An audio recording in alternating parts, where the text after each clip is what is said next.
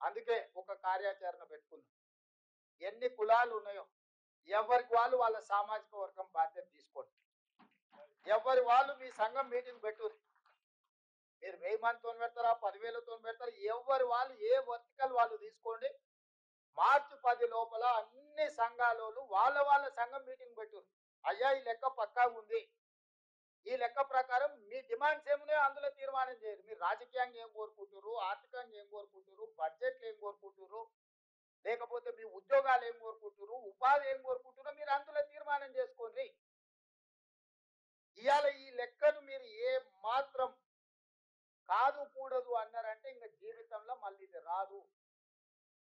ఇవాళ ఇందులో చేరని వాళ్ళు ఎవరంటే వాళ్ళు చేరిన రోజు ఆటోమేటిక్గా నెంబర్ పెరుగుతుంది. ఇప్పుడు పాపులేషన్ ప్రతి 10 సంవత్సరాలకు ఒకసారి చేస్తాం. 2011లో లెక్క చేసినాం, ఓ లెక్క తేలింది. 2021 చేయాల్సింది మోడీ గారు చేయలేదు. ఎందుకనంటే కులగణన కూడా జనగణనలో కులగణన చేరిస్తే మొత్తం లెక్కలు తేలితే వాళ్ళ పెద్దోళ్ళు ఎవరైతే అనుభవిస్తారో వాళ్ళ బండారం బయట పడతారు, వాళ్ళు ఆపిరు. ఇప్పుడు మనం ఒత్తిడి చేస్తే 25లో 26లో అనే జనగణన చేస్తాడు కదా, ఆ జనగణనలో కులగణన చేస్తామని మనం డిమాండ్ చేస్తామని వాళ్ళు వద్దంటారు. ఇవాళ జనగణన చేసి కులగణన చేసినప్పుడు ఆటోమేటిక్ గా 11 తర్వాత 25లో 26లో చేస్తే జనాభా పెరుగుతుంది కదా. ఇవాళ ఒకటి మనం ఛాలెంజ్ చేయాలంటే బీజేపీ వాళ్ళకి నేను సూటిగా ఛాలెంజ్ చేస్తున్నా. మీరు జనగణనలో కులగణన చేయండి, అప్పుడు నా లెక్క తప్పు ఒప్పు మీకే పక్కగా తెలుస్తుంది.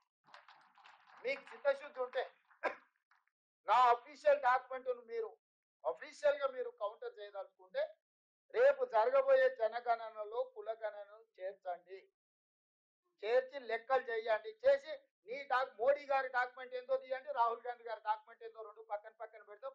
ఎవరు లెక్క తప్పు ఎవరు లెక్క ఒప్పు. నువ్వు లెక్క చేయకుండానే లెక్క పెట్టకుండానే నా లెక్కను తప్పు అంటున్నావు. ఎట్లా? దీని సహేతుకత ఏముంది? తప్పనటోడి తప్పుడు మాటలకు.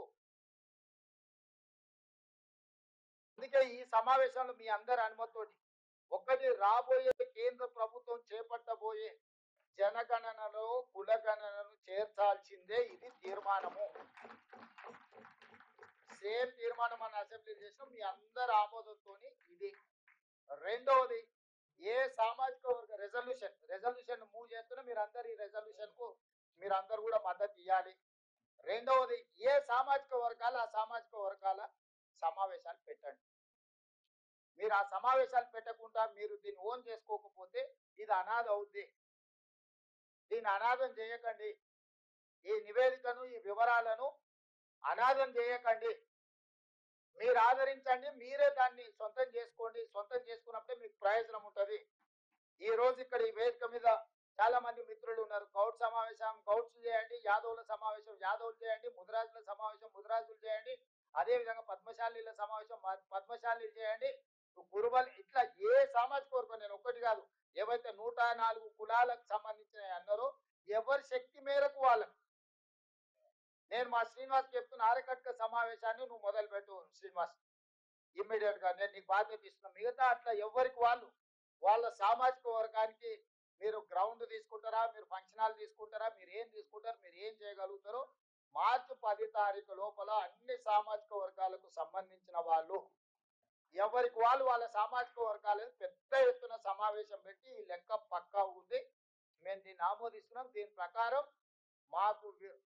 మాకు సామాజికంగా ఆర్థికంగా విద్య ఉపాధి రాజకీయంగా అవకాశాలు కావాలని మీరు తీర్మానం చేయండి. మీ తీర్మానాలన్నింటిని తీసుకెళ్లి నేను రాహుల్ గాంధీ గారి ముందర పెడతా. మా రజక సోదరుల తరఫు నుంచి మా శంకర్కు చెప్తున్నా, నేను మా రజకులు అందరినీ రాష్ట్రంలో ఉన్న వాళ్ళు అందరినీ సమావేశం పెద్ద మీటింగ్ పెట్టమని శంకర్కి ఆదేశాలు ఇస్తున్నా. నేను మా కుర్మ యాదవ్ మా కుర్మ సోదరులు ఉన్నారు, ఎమ్మెల్సీ గారు ఎగ్గ మల్లేశం గారు, మిగతా సామాజిక వర్గాలకు కూడా ఎవరికైనా కష్టాలు ఉంటే వారు ఇంత సాయం చేస్తారు. పూజ చేసినప్పుడు మా ఒటేర్లు ఉన్నారు, జయపాల్ ఉన్నాడు, మా సరితమ్మ ఉంది. ఈ దీంట్లోనే అంటే నేను కొన్ని ఉదాహరణ చెప్తే ఏ సామాజిక వర్గం వాళ్ళు ఆ సామాజిక వర్గం మీ చేతనైన కాడికి మీ యూనిటీని ప్రదర్శించండి. మీరందరూ కలెక్టివ్ గా దీన్ని ఓన్ చేసుకోండి. అప్పుడే దీనికి ఒక లీగల్ శాంటిటీ వస్తుంది. దీనివల్ల రాజకీయంగా కానీ ఆర్థికంగా కానీ విద్య కానీ ఉపాధిలో కానీ మీకు ప్రయోజనం ఉంటుంది. మీరు ఇది ఓన్ చేసుకోకుండా మీరు ఏదో కావాలి అని ఆశిస్తే ఏమి రాదు, ఏమి రానియరు. చంద్రశేఖరరావు రానియాడు, కిషన్ రెడ్డి రానియాడు, వాళ్ళ జతకు బండి సంజయ్ కూడా తోడైండు. బండి సంజయ్ మోడీ ఓటు చెప్తే బండి సంజయ్ ఓటు చేస్తాడానే? మీరు చెప్పండి. మా రాహుల్ గాంధీ చెప్పిండు కాబట్టి నేను చేసిన. వాళ్ళు మోడీ గారు వద్దంటారు కాబట్టి బండి సంజయ్ వద్దంటారు. సింపుల్. దీంట్లో ఏంది పెద్ద సైన్స్ ఉందా, మ్యాథమెటిక్స్ ఏముంది? Simple approach. మా నాయకుడు రాహుల్ గాంధీ ఇది చేయాల్సిందే అన్నాడు. నేను తూచా తప్పకుండా పాటించిన. వాళ్ళ నాయకుడు మోడీ బీసీల లెక్కలు వద్దన్నాడు. బండి సంజయ్ వద్దంటుండు. బండి సంజయ్ ఇష్టం ఎవరు అడిగిర్రు? మనం కావాలనుకుంటున్నాం, కావాలనుకున్న వాళ్ళు మన సైడ్ నిలబడు, వద్దనుకున్న వాళ్ళు వాళ్ళ సైడ్ నిలబడు. సింపుల్. అందుకే దీంట్లో ఈ సమావేశంలో మీరు కార్యాచరణ మా పిసిసి అధ్యక్షుడికి మా మిత్రుడు పొన్నం ప్రభాకర్ గారికి నా సూచన, ఏ సామాజిక వర్గాలకు వాళ్లకు ముఖ్యమైన నాయకులకు బాధ్యత ఇవ్వండి.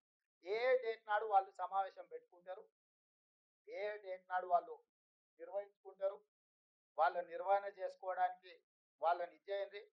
ఏదైనా చిన్నదో పెద్దదో ఏదైనా ఎవరైనా బలహీనంగా ఉండి పూర్తిగా ఇబ్బందికరమైన పరిస్థితి ఉంటే మా ఎక్క మల్లేశం ఉన్నాడు, లేకపోతే ఇటు పక్కన మా సోదరుడు మా మధు, నీలం మధు ఉన్నాడు. ఇట్లా బలహీన వర్గాల బలంగా ఉన్న వాళ్ళు కూడా కొంతమంది ఉన్నారు. మా బీర్ల ఐలే ఉన్నాడు.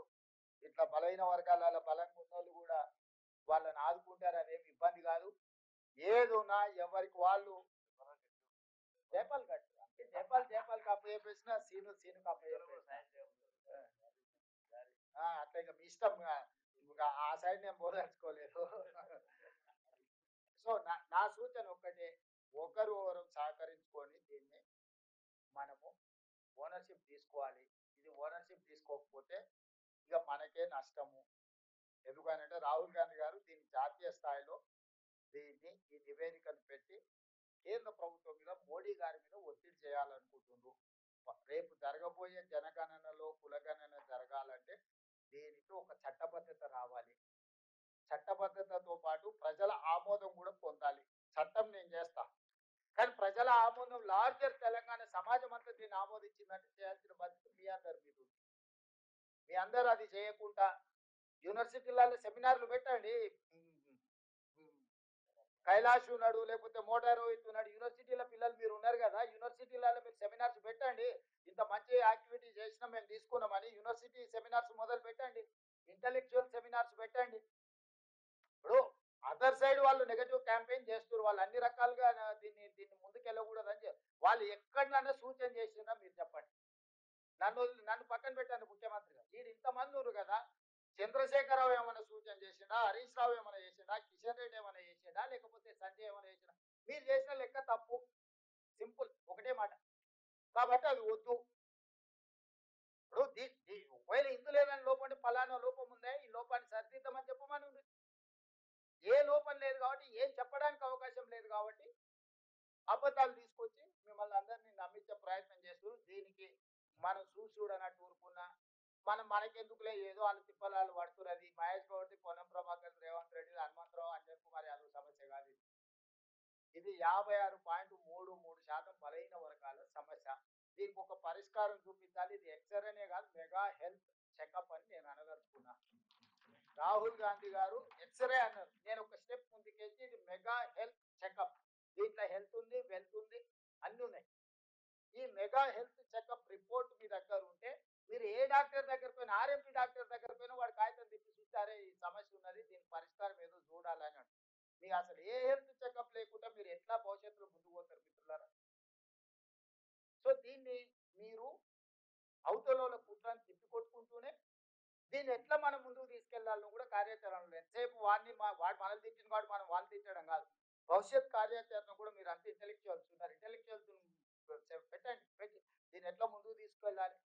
రాహుల్ గాంధీ గారు మాకు ఒక సూచన చేసిండు, ఇంటెలెక్చువల్స్ ఒక న్యూట్రల్ కమిటీ వేయండి. ఆ న్యూట్రల్ కమిటీ ఇచ్చే సూచనలు మనం రేపు పొద్దుగాల దీన్ని ఎట్లా ముందుకు తీసుకెళ్లాలా అని. ఇదంతా కన్సెన్సస్ బిల్డ్ చేసే ఒక ప్రాసెస్. రాజ్యాంగం కూడా ఓవర్ నైట్ జరగల.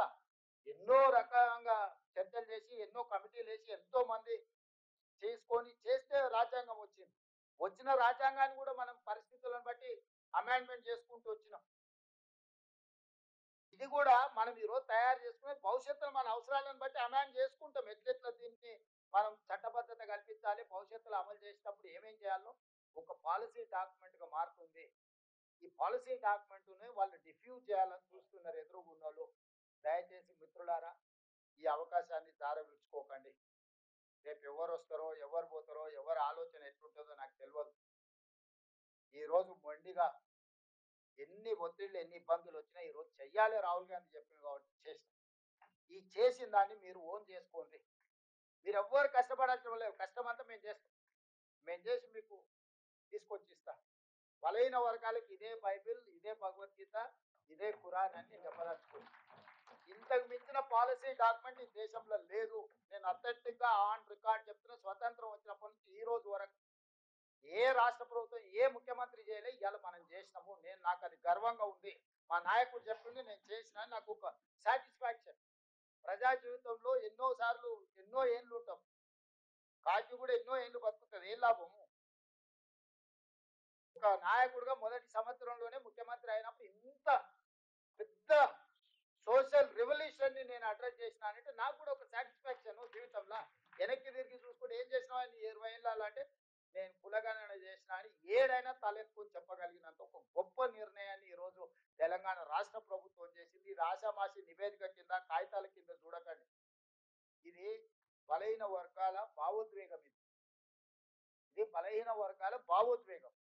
ఈ భావోద్వేగాన్ని నేను గౌరవించి దీన్ని ముందుకు తీసుకెళ్లడానికి ట్రై చేస్తున్నాం. మీరు అందరూ ఈ విషయం, మిగతా విషయాలలో నాతో విభేదించినా పర్వాలేదు, ఈ విషయంలో మాత్రం మీరు ఉన్నోళ్ళందరూ కలిసికట్టుగా అండగా నిలబడండి. దీన్ని ముందుకు తీసుకెళ్దాము. నాకు ఇది చిత్తశుద్ధితో ముందుకు తీసుకెళ్లడం తప్ప నాకు వేరే లక్ష్యం లేదు. ఈ లక్ష్యాన్ని ముందుకు తీసుకెళ్దామని చెప్పి మీ అందరికీ తెలియజేస్తూ మీ అందరి దగ్గర సెలవు తీసుకుంటున్నా. ధన్యవాదాలు మిత్రులారా. రేవంత్ రెడ్డి గారు